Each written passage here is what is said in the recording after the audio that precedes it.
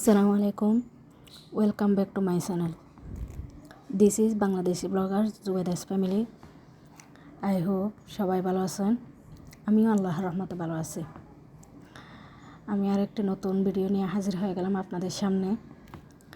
ভিডিওটা যদি আপনাদের ভালো লাগে প্লিজ একটি লাইক দিতে ভুলবেন না এবং সাবস্ক্রাইব করে পাশে থাকবেন। আমি আপনাদেরকে দেখাবো আমি কিভাবে ডিপ ফ্রিজে পরোটা সংরক্ষণ করি। আমি প্রথমে কাই করে নিয়েছি। কাই করে নেওয়ার পরে একটা করে সব পরোটা বেলে নিয়েছি। বেলে নেওয়ার পরে যেগুলো খাবো এগুলো রেখে দিয়েছি আর বাকিগুলো ডিপ ফ্রিজে রেখে দিব।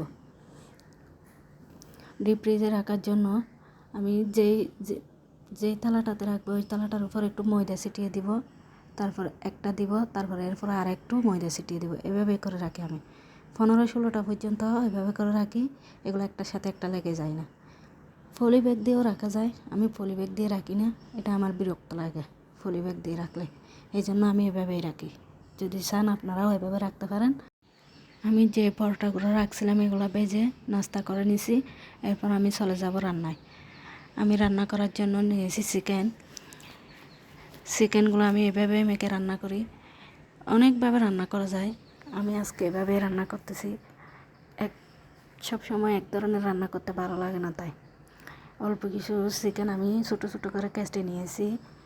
এগুলো ডিপ ফ্রিজে রেখে দিব। এভাবে যখন খাবো তখন বের করে ফ্রাই করব।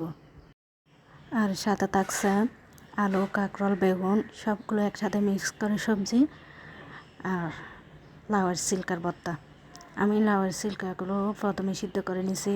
সিদ্ধ করে নেওয়ার পরে ফাটায় পিষে নিয়েছি বানা মতো।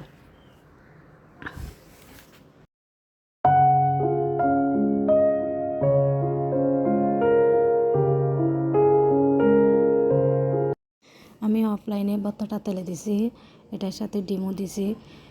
শুধু পেঁয়াজটা তেলের মধ্যে লাল করে ডিম অ্যাড করে ভর্তাটা তৈরি করেছি। এরপর আমি চলে যাব বিকেলের নাস্তায়। বিকেলের নাস্তার জন্য কিছু আমার ডিপ ফ্রিজে খাইছিল তালের পিঠা, এগুলো তালের পিঠা বানাবো।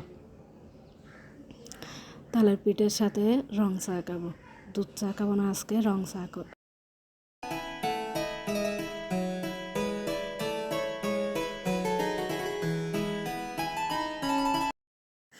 সাথে 2টা মালটা কেটে নিয়েছি।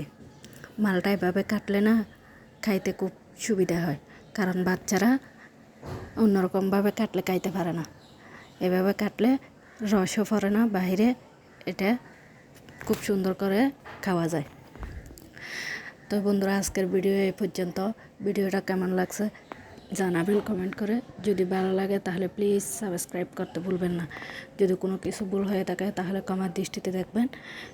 সবাই সুস্থ থাকবেন, ভালো থাকবেন। আল্লাহ হাফেজ, টাটা, বাই বাই, আসসালামু আলাইকুম।